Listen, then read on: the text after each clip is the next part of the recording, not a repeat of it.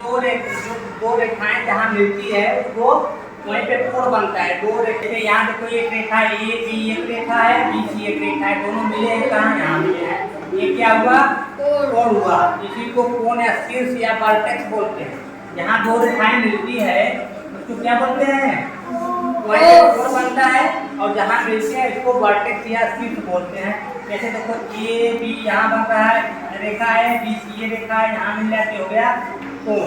लेकिन कोण को जानने के लिए पहले रेखा को तो जानना पड़ेगा। रेखा क्या होता है, लाइन क्या होता है, बिंदु क्या होता है, इसको पहले जानो। तो देखो इसमें बिंदु क्या होता है, बिंदु एक निश्चित स्थान को दर्शाता है। बिंदु क्या होता है, एक निश्चित स्थान को दर्शाता है।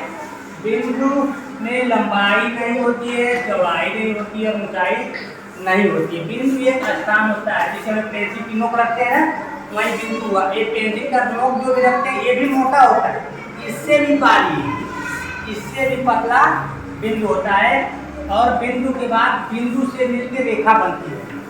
बिंदु से लाखों करोड़ों बिंदुओं से मिलकर, पता नहीं कितना बिंदुओं से मिलकर रेखा बनता है।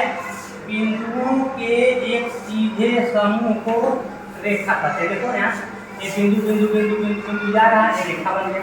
और रेखा में होता है, रेखा की दूरी निश्चित नहीं होती, वो अनंत काल तक जाता है, वो जाते रहेगा जाते रहेगा जाते रहेगा।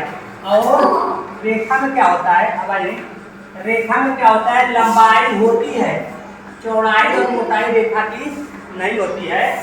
उसके बाद रेखा हो गया तो रेखाखंड। रेखाखंड क्या होता है, तो रेखा का खंड, जो रेखा है, एक रेखा है, मान लो ये रेखा है, और रेखा का मतलब ये अनंत तक जाएगा, ये भी अनंत तक जाएगा।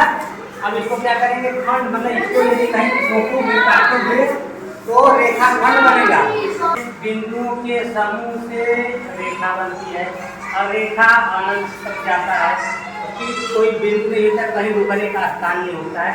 उस रेखा, इस रेखा के को यदि कोई काट दे, इसको रोक दे, ये भी क्या हुआ, रेखा खंड हुआ।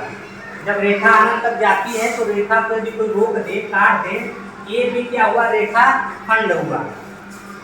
अब देखो, अब हम लोग बिंदु जान गए और रेखा जान गए और रेखा खंड जान गए। अब हम लोग जानेंगे कोण क्या होता है, कितने प्रकार का होता है। देखो कोण कई प्रकार का होता है। पहला है न्यून कोण।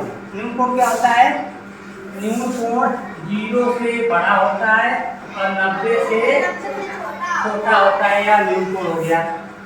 और समकोण क्या होता है, जो 90 अंक का होता है, के कोण को समकोण कहते हैं। अधिक कोण 90 से बड़ा, 90 से बड़ा, 90 से बड़ा और 180 से छोटा, 180 से कम के कोण को अधिक कोण कहते हैं। ऋण कोण क्या कहते हैं, 180 ऋण कोण को लाइन, 180 अंश के कोण को 180 अंश के कोण को ऋण कोण कहते हैं। बृहद कोण, 180 से बड़ा, 80 से बड़ा और 360 से छोटा, 360 से छोटा को बृहद कोण कहते हैं। उसका संपूर्ण कोण क्या होता है, 360 अंश के कोण। ये है ना, यहाँ पे ये बन गया 360 अंश का कोण, ये हो गया संपूर्ण कोण। और अंत में आता है शून्य कोण। शून्य कोण का मतलब एक रेखा है और इसी ये रेखा ये भी है और इसी पे कोई कोण बन जाए, इसी पे कोई लाइन चली जाए तो इसी पर जो कोण बना है शून्य अंश का कोण बना है, शून्य अंश का कोण। एक रेखा पे जो दूसरी रेखा उभर रहे, एक रेखा पे दूसरी रेखा द्वारा बन गया कोण, मतलब शून्य अंश के कोण को शून्य कोण कहते हैं। और 90 से कम वाले को न्यून कोण, 90 वाले को समकोण, अधिक कोण 90 से ज़्यादा, 180 से कम को अधिक कोण। और बीज कोण 180 अंश के कोण को बीज कोण, बृहद कोण 180 और 360 के बीच, संपूर्ण कोण 360 अंश का और शून्य कोण 0 अंश का होता है।